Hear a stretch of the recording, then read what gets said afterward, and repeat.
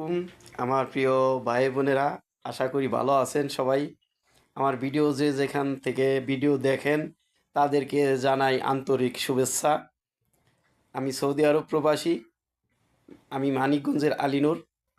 ভাই, সৌদিদের ন্যাচারাল আলাদা, আমার বাংলাদেশের ন্যাচারাল আলাদা। সৌদিরা এই খানা খাদ্য মাংস পাকায়, মানে অন্যরকম আইটেমের। এই যে যে বন দেখাইতাছি আমাদের বাংলাদেশের ঠিক বনের মতো। এই বনগুলি ওরা মরুভূমিতে থিকা অনেক কষ্ট করে খুঁজা নিয়ে আসে। এই বন মাংস যে পাত্রে পাকায়, এই যে যে এই সাহানটা দেখতেছেন, এটা সাহান কয় আরবিতে, আমার বাংলাদেশে গামলার মতো বা পাক করার পাত্রের মতো।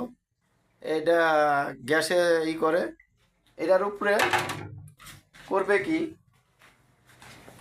এই যে যে বন, এই বনগুলি, এই বনটা এইটার উপরে দিবে, তার উপরে দিবে মাংস, মাংস দিবে, তারপরে জাল দিবে, জাল দিয়ে সিদ্ধ হইলে তারপরে মানে খাবে আর কি, টেস্ট হবে।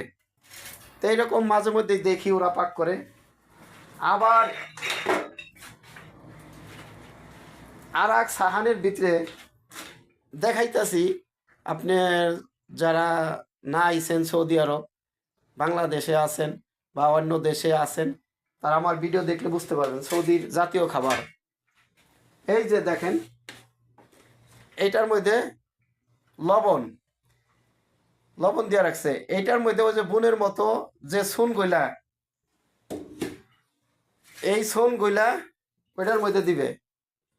এখানেও ওই লবণ দিছে আগে পাত্রের ভিতরে পানি ছাড়া, তারপরে দিবে এই বন, বন দিয়ে তার উপরে দিবে মাংস, তারপরে মাংস জাল দিবে, মশলা দিয়ে মাখিয়ে জাল দিবে। জাল দেওয়ার পর করবে কি, গরুর মাংস বা উটের মাংস, এটার টাইম আছে। খাসির মাংস আপনার ৪৫ মিনিট, আর মুরগির মাংস ১৮ মিনিট, বরকির মাংস ওই ৪০ মিনিট জাল দিলে হয়ে যাবে এরকম। তো সৌদির খানা খাদ্য ভাই ভিন্ন। আর ওই পাত্রের মধ্যে যে লবণ দিয়ে মাংস পাকাইছে, সে লবণ কিন্তু আমি ফেলে দিছি। এই যে দেখাইতাছি, এই যে ফেলে দিছি ৫ কেজির মতো, এটা ফালিয়ে দিছি।